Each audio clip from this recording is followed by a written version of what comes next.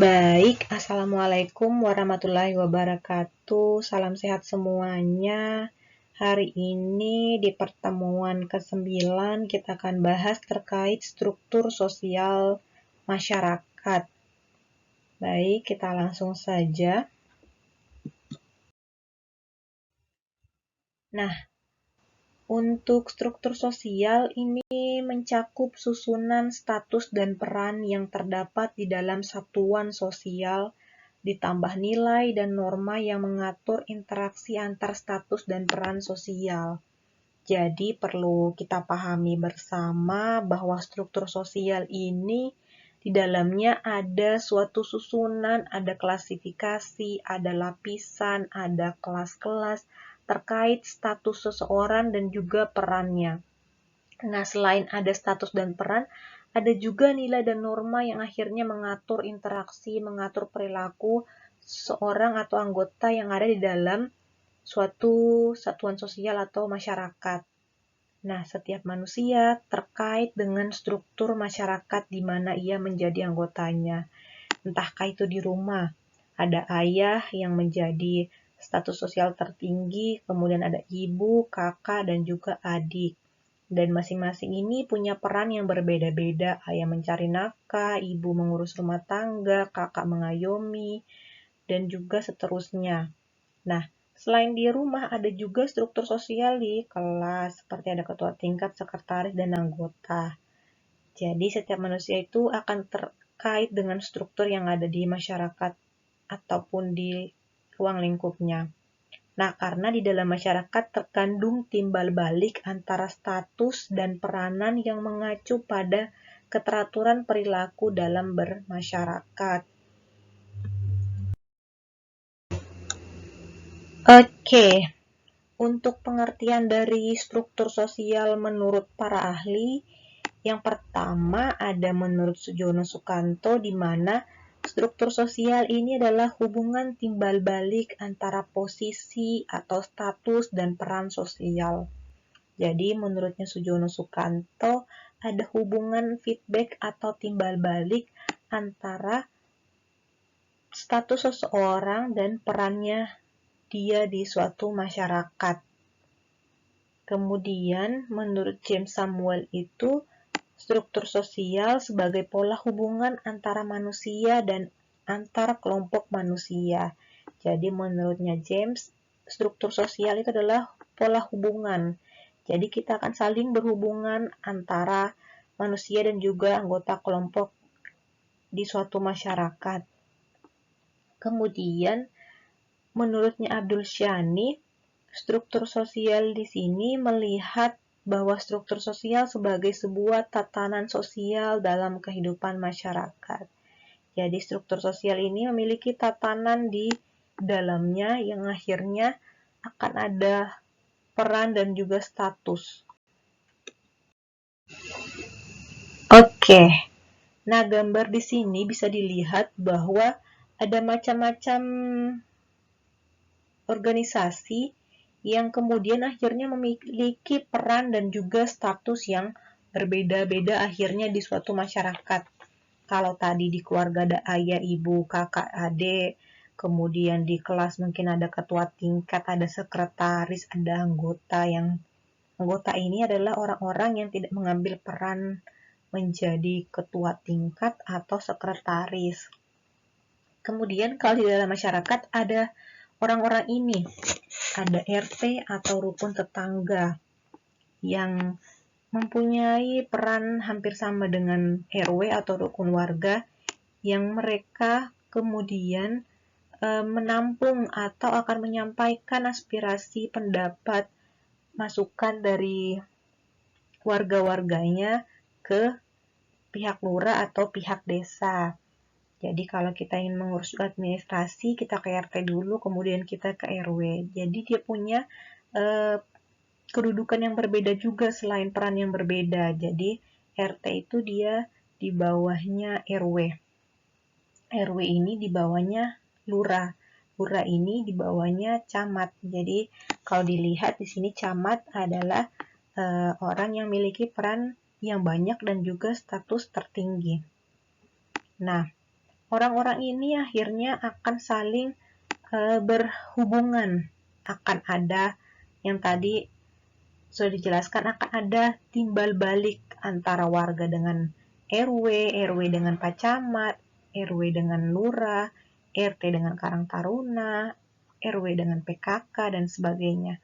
Kemudian ada pola hubungan. Mereka ini akan saling berhubungan, contohnya saat melakukan administrasi berdomisili ke RT dulu, kemudian ke RW, kemudian ke Capil. Ada juga tatanan sosial yang ada di dalamnya, ada tingkatan yang akhirnya kita tidak bisa saat mengurus sesuatu langsung loncat ke camat atau langsung ke dinas terkait tanpa persiapan persyaratan administrasi seperti harus membawa surat pengantar dari RT atau RW.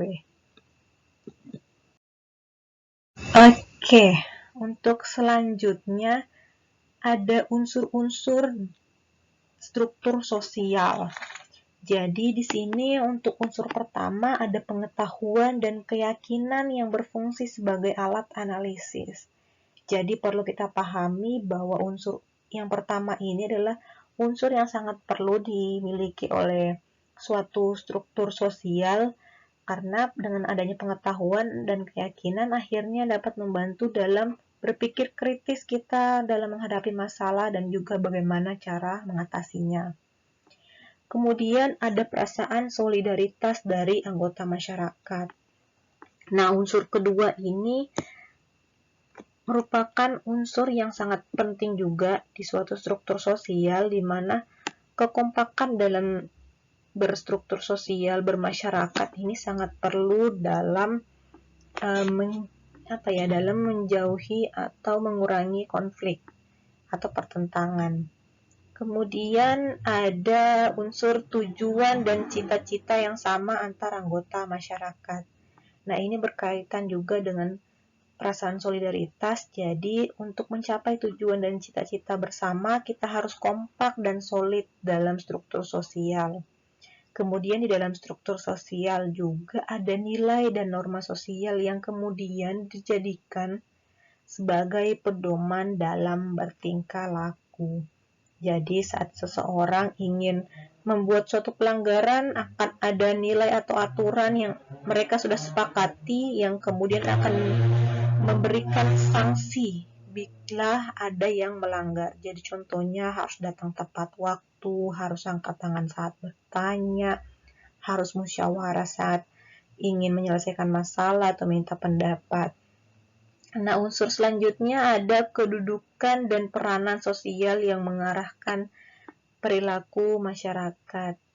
Jadi, di dalam suatu struktur juga harus memilih siapa ketua kelompok, siapa wakil, siapa sekretaris, siapa bendahara, siapa seksi ini atau bidang ini. Akhirnya, dengan adanya kedudukan dan peran tersebut, struktur tersebut akhirnya lebih terorganisir, lebih termanage dengan baik, di mana ketua kelompok berperan sebagai apa, kemudian wakil sebagai apa.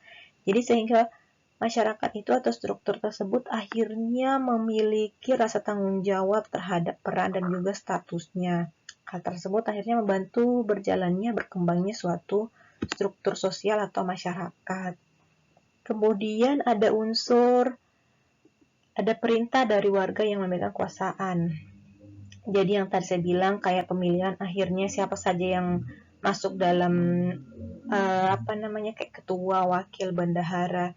Jadi mereka adalah orang-orang yang akhirnya punya wewenang untuk memerintah atau memegang kekuasaan di suatu struktur sosial tersebut. Jadi contohnya ada iuran, bendahara akan menagih.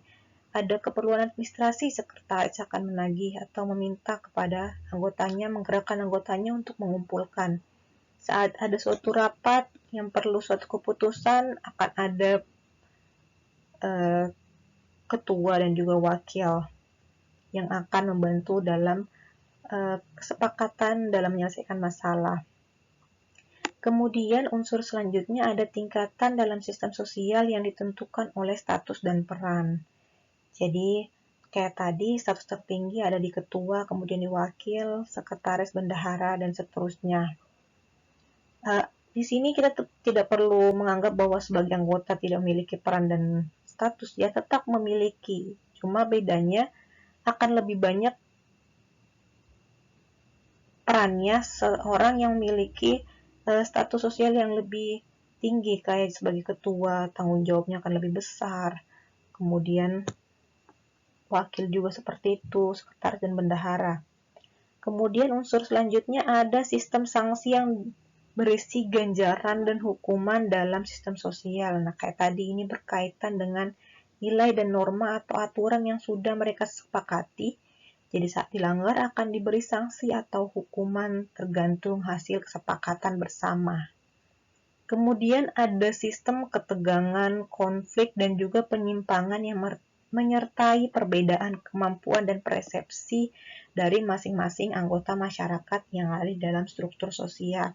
Nah, ini wajar karena kita ketahui ada perbedaan dari ras, jenis kelamin, ada perbedaan pengetahuan, ada perbedaan suku, dan sebagainya. Akhirnya akan ada konflik, ketegangan, dan penyimpangan dalam suatu struktur sosial, namun dengan perasaan solid dan cita-cita yang diharapkan bisa kita capai bersama, sistem ketegangan, konflik, dan penyimpangan ini akan diharapkan menurun atau tidak besar di suatu struktur masyarakat. Oke, untuk status dan peran. Di dalam struktur masyarakat itu ada juga status peran, sesuai tadi yang sudah kita bahas di penjelasan awal bahwa struktur sosial ini dia berkaitan dengan susunan status dan peran. Nah, apa itu status? Jadi status ini dapat diartikan sebagai kedudukan seseorang dalam kelompok atau masyarakat. Jadi status ini dia berupa kedudukan, sedangkan peran ini adalah tugas yang dijalankan berdasarkan hak dan kewajiban yang merupakan statusnya. Jadi contohnya, kalian yang statusnya sebagai mahasiswa, perannya datang kampus, rajin kampus, mengerjakan tugas, mengerjakan laporan UTS, sama final test. Nah, untuk ayah, statusnya sebagai ayah, perannya mencari nafkah, kemudian mendidik anak, dan sebagainya. Nah, ini adalah perbedaan dari status dan peran yang ada dalam struktur sosial. Nah, kita akan bahas satu-satu.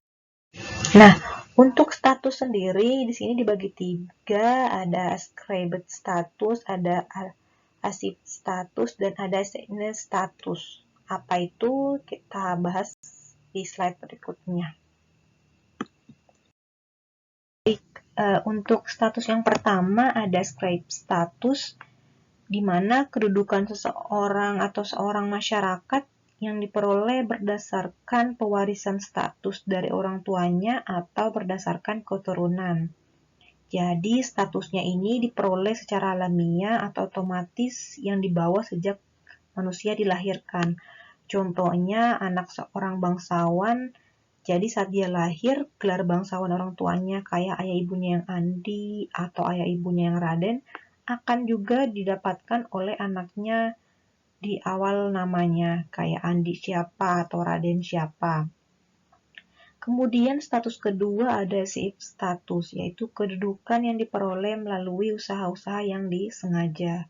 Jadi statusnya diperoleh melalui usaha atau perjuangannya sendiri. Jadi contohnya untuk mendapatkan gelar sarjana, seseorang akan berusaha dengan sengaja kemudian memperoleh gelar sarjananya dengan datang kampus, kemudian kuliah 8 semester, ikut final test, ikut ujian, bimbingan, dan melakukan ujian skripsi. Jadi semua individu ini berpeluang menduduki status ini asal memenuhi syarat-syarat yang telah ditetapkan. Kemudian ada assignment status, yaitu kedudukan yang diperoleh kepada seseorang yang dianggap berjasa.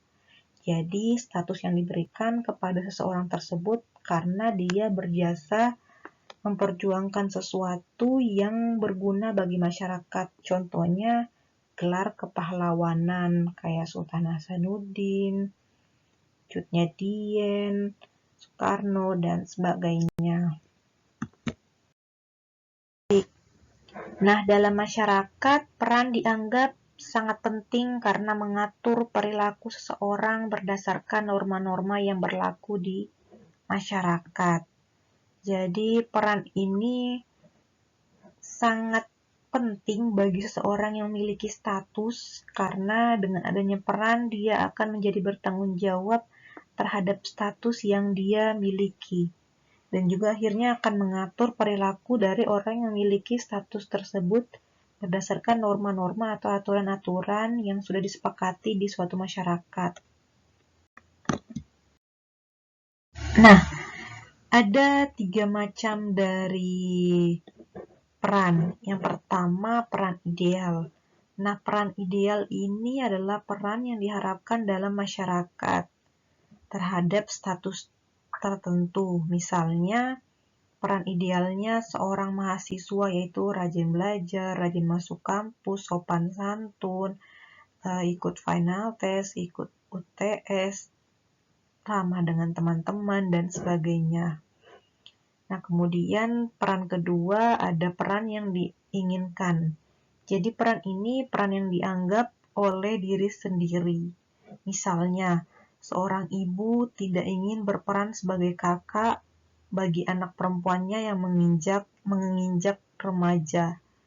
Jadi, peran ini akan bisa dilakukan sesuai dengan yang diinginkan. Kalau orangnya tidak menginginkan peran itu, dia tidak akan menjalankan peran tersebut atau dia punya hak untuk tidak berperan sesuai dengan tuntutan di sekitarnya. Kemudian peran yang ketiga adalah peran yang dikerjakan, yaitu peran yang dilakukan individu sesuai dengan kenyataan. Misalnya seorang bapak berperan sebagai kepala keluarga dan juga sebagai pencari nafkah.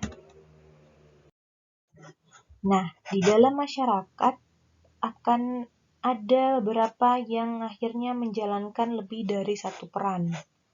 Nah, saat seseorang menjalankan lebih dari satu peran, ada beberapa yang akhirnya berhasil dan ada beberapa yang akhirnya mendapatkan kesulitan. Kesulitan apa saja, yaitu seperti kesulitan ketegangan. Hal ini terjadi apabila seseorang mengalami kesulitan melakukan peran karena adanya ketidaksesuaian antara kewajiban yang harus dijalankan dengan tujuan peran itu sendiri.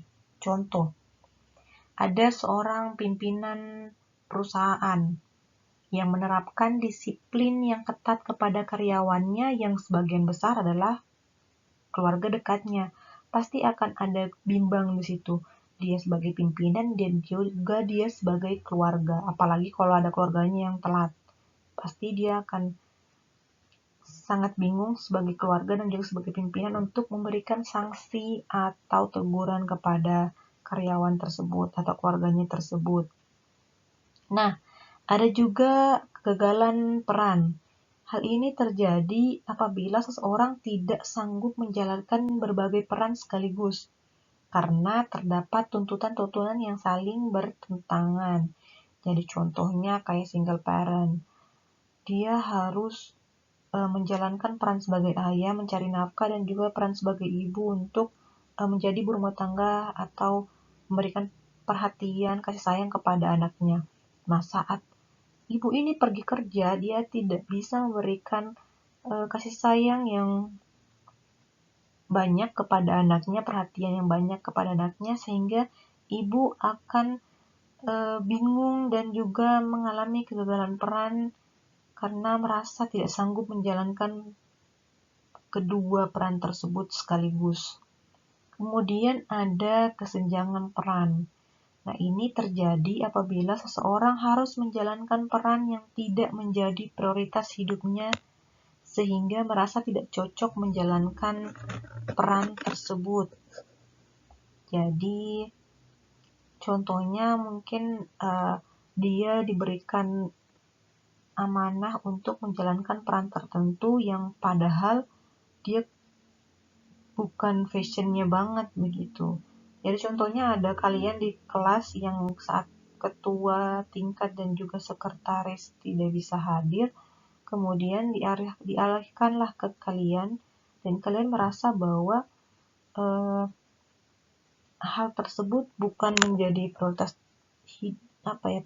dalam berkuliah dan merasa tidak cocok menjalankan peran sebagai ketua tingkat maupun sekretaris. Itu namanya kesenjangan peran. Nah, hal-hal tersebut menjadi suatu masalah jika seseorang mendapatkan atau menjalankan peran yang berbeda dan lebih dari satu. Dalam struktur sosial atau masyarakat, ada perbedaan sosial. Yang pertama ada diferensiasi sosial dan juga ada stratifikasi sosial. Apa itu diferensiasi sosial? Kita akan bahas di slide selanjutnya. Nah, diferensiasi sosial merupakan klasifikasi terhadap perbedaan-perbedaan atau penggolongan masyarakat secara sejajar atau horizontal. Jadi diferensiasi ini akan ada kelas-kelas atau akan ada susunan berkaitan dengan suatu perbedaan atau penggolongan yang ada di masyarakat. Oke, untuk ragam dari diferensiasi sosial ini ada 5. Yang pertama ada ras.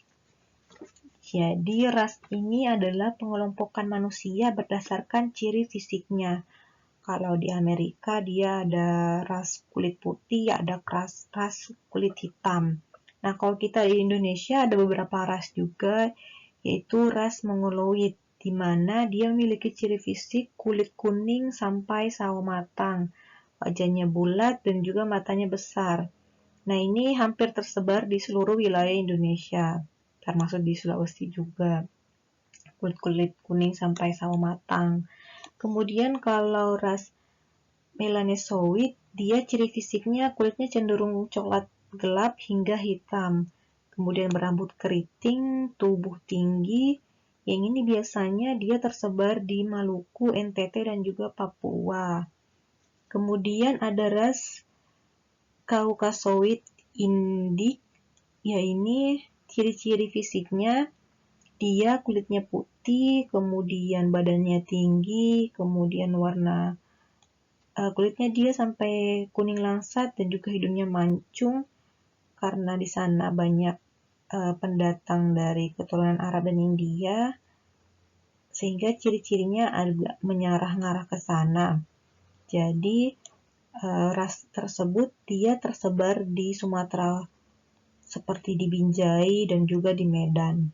Kemudian ada ragam lain yaitu suku bangsa, di mana suku bangsa ini adalah suatu golongan manusia yang oleh kesadarannya dan identitasnya akan kesatuan budaya.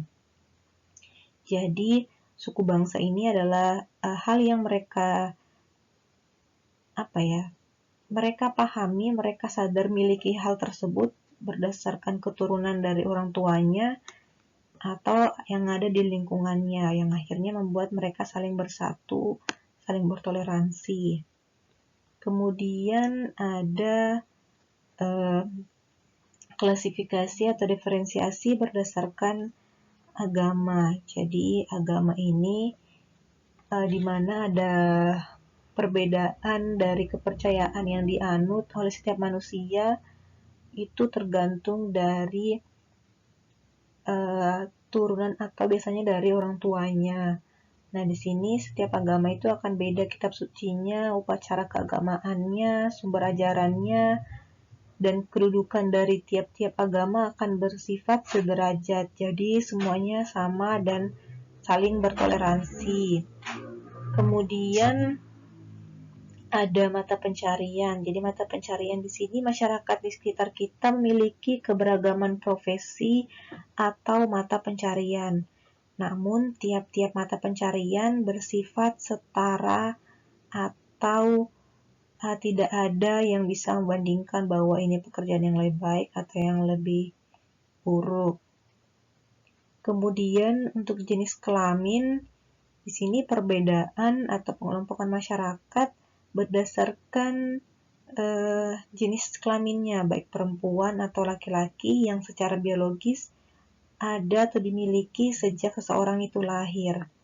Jadi meskipun ada perbedaan jenis kelamin, hal tersebut tidak menempatkan salah satu pihak lebih unggul karena jenis kelamin ini akhirnya saling melengkapi.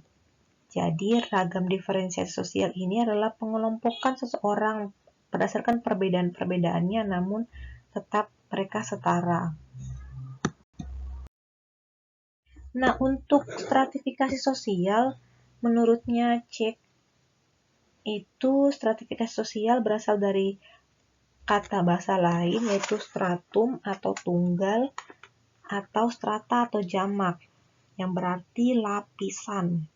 Nah, dalam sosiologi, stratifikasi sosial ini dapat diartikan sebagai pembedaan penduduk atau masyarakat ke dalam kelas secara bertingkat.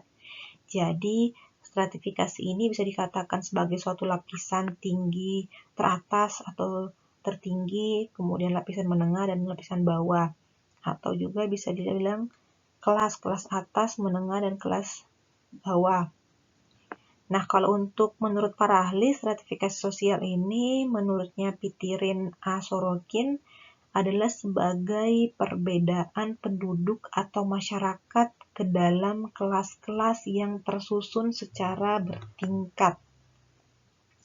Jadi dia menurut Pritin ini adalah klasifikasi atau pembagian suatu masyarakat ini berdasarkan kelas-kelas yang tersusun secara bertingkat. Ada A, B, C. A itu kalau di segitiga paling atas, B tengah, C bawah. Kalau menurutnya Max Weber, stratifikasi sosial adalah sebagai penggolongan orang-orang yang termasuk dalam sistem sosial tertentu ke dalam lapisan-lapisan. Jadi hampir sama tadi, kalau dia bahasanya Pritin kelas-kelas, kalau Max Weber bahasanya lapisan-lapisan, lapisan atas, lapisan tengah, lapisan bawah. Kemudian kalau menurutnya Suber, stratifikasi sosial sebagai suatu pola yang ditempatkan di atas kategori dari hak-hak yang berbeda. Jadi kalau menurutnya Suber, seseorang itu akan ditempatkan atau akan dikategorikan berdasarkan hak-hak yang berbeda. Contohnya kalau dia kategorinya atau ditempatkan paling atas, hak-haknya lebih banyak. Beda dengan yang di bawah atau sebaliknya. Nah, untuk stratifikasi sendiri dia terbentuk dengan dua cara. Yang pertama, stratifikasi sosial terjadi dengan sendirinya. Jadi di mana stratifikasi ini akhirnya menempatkan seseorang dalam strata tertentu yang terjadi dengan sendirinya. Jadi contohnya kepandaian seseorang. Jadi orang akan mendapatkan strata tertinggi atau lapisan teratas saat dia punya pengetahuan yang lebih. Contohnya seorang profesor akan lebih dihargai. Senioritas atau tingkat umur, seseorang yang lebih tua akan lebih dihargai, akan lebih dipandang, dan akhirnya mendapat strata tertinggi juga dalam suatu kampus. Contohnya anak semester 8 akan lebih senioritas, akan lebih dihargai oleh semester sebelumnya atau di bawahnya. Kemudian keturunan dan juga harta kekayaan seseorang. Semakin banyak hartanya, stratanya akan semakin tinggi atau lapisannya akan semakin atas. Kemudian untuk cara kedua ada stratifikasi sosial disusun untuk mencapai tujuan bersama. Jadi stratifikasi ini sengaja disusun, sengaja dibentuk untuk mengejar tujuan-tujuan bersama atau tujuan tertentu. Nah, biasanya stratifikasi ini berkaitan dengan pembagian kekuasaan dan wewenang dalam suatu organisasi formal resmi, seperti birokrasi pemerintahan, universitas, kemudian di perusahaan akan ada pemilihan presiden, akan ada penempatannya bupati, MPR, DPR, yang dipilih orang-orang ini untuk mencapai tujuan kesejahteraan sosial, atau di universitas agar kampusnya lebih terbaik lebih unggul dengan akreditasi A, kemudian akan dipilih rektor terbaik, kemudian akan dipilih presma yang baik, dan seterusnya. Baik, untuk ukuran atau kriteria stratifikasi sosial sendiri, yang pertama ada ukuran kekayaan. Jadi, seseorang akan mendapat lapisan atau status atau kelas tertinggi saat dia memiliki kekayaan yang lebih. Jadi, orang yang lebih kaya akan memiliki status sosial yang lebih tinggi dibanding dengan orang yang kekayaannya standar atau tidak lebih kaya dari yang kaya. Jadi contohnya kayak Sultan Andara, Juragan 99. Jadi bisa saja di lingkungan dia mendapatkan strata tertinggi di kompleksnya atau di tempat dia tinggal karena kekayaannya lebih tinggi dibanding yang lainnya. Sehingga dia mendapatkan privilege atau hak istimewa, bisa jadi di bank dia tidak akan antri, malah dia akan ditempatkan di tempat yang ber-AC tanpa antri, atau saat parkir di mall dia akan parkir di VIP. Kemudian ukuran yang kedua adalah ukuran kekuasaan, di mana seseorang yang mempunyai wewenang atau kekuasaan akan berada di lapisan tertinggi dalam suatu kelompok atau masyarakat. Jadi contohnya kayak di rumah ada ayah. Ayah akan punya kekuasaan atau wewenang tertinggi. Di kelas ada ketua tingkat. Di suatu masyarakat ada lurah, ada RW, ada RT, ada camat, dan di kantor ada Pak Kadis dan Pak Kabid dan sebagainya. Kemudian ukuran yang ketiga adalah ukuran kehormatan. Biasanya terdapat di masyarakat tradisional. Jadi orang-orang tersebut atau orang tersebut akan dihargai dan juga disegani dalam masyarakat karena menempati lapisan teratas seperti ketua adat. Baik, di sini kita akan bahas terkait macam-macam stratifikasi. Yang pertama ada stratifikasi sosial tertutup, di mana masyarakat tidak memungkinkan untuk berpindah dari status sosial yang satu ke status sosial yang lainnya. Nah, sehingga masyarakat ini akan kesulitan dalam mengakses status sosial yang lain. Contohnya yaitu sistem kasta yang ada pada masyarakat Bali. Jadi di Bali itu seseorang yang sudah menempati kasta tertentu sangat sulit untuk pindah ke kasta yang lain. Nah, seorang anggota kasta teratas akan sulit pindah ke kasta yang bawah, kecuali saat seseorang yang berada di kasta tertinggi ini melakukan pelanggaran sehingga sanksinya akan diturunkan kastanya. Tapi kalau dia tidak melakukan suatu pelanggaran, dia akan sulit untuk turun kasta atau berpindah kasta. Kemudian macam-macam stratifikasi yang kedua ada stratifikasi sosial terbuka, di mana membuka kesempatan warganya melakukan perpindahan antar status sosial. Nah, biasanya terjadi pada masyarakat modern yang ditentukan oleh kecakapan pribadinya. Jadi, contohnya di sini orang biasa yang kemudian menjadi pemimpin suatu daerah. Jadi contohnya masyarakat biasa yang akhirnya jadi bupati, dan berkat usaha dan kerja kerasnya serta doa yang dipanjatkan sehingga status sosialnya menjadi naik dan perannya juga menjadi lebih banyak.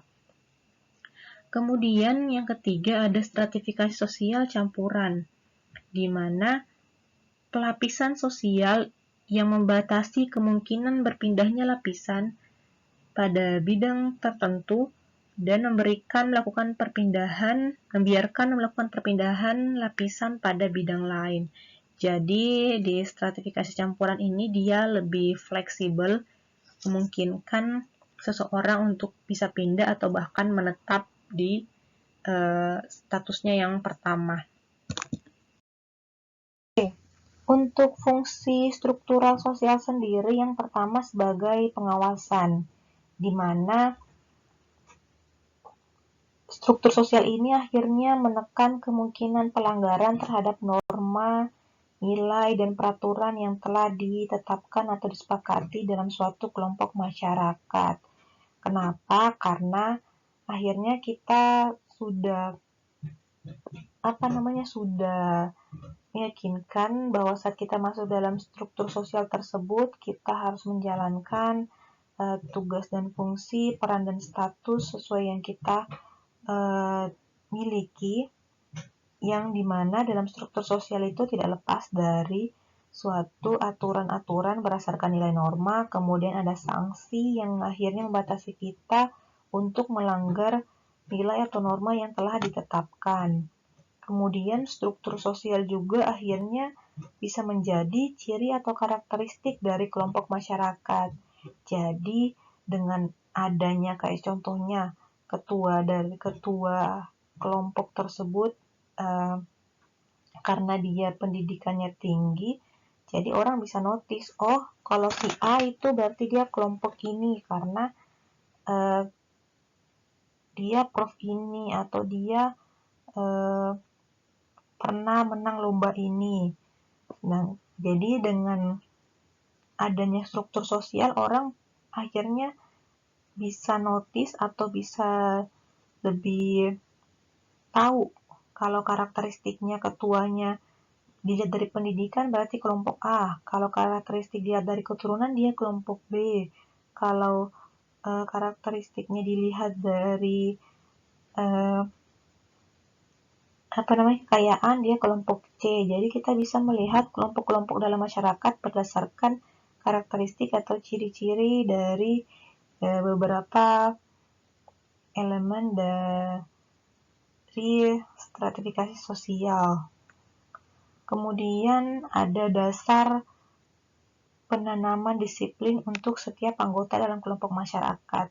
Jadi dengan adanya struktur sosial, akhirnya kita akan lebih disiplin, di mana kita tahu kita berperan sebagai apa, kemudian status kita di mana, yang membuat kita lebih disiplin dalam bertindak. Baik, saya rasa cukup. Jika ada yang ingin ditanyakan, silakan tanya di grup. Terima kasih, sekian. Assalamualaikum warahmatullahi wabarakatuh.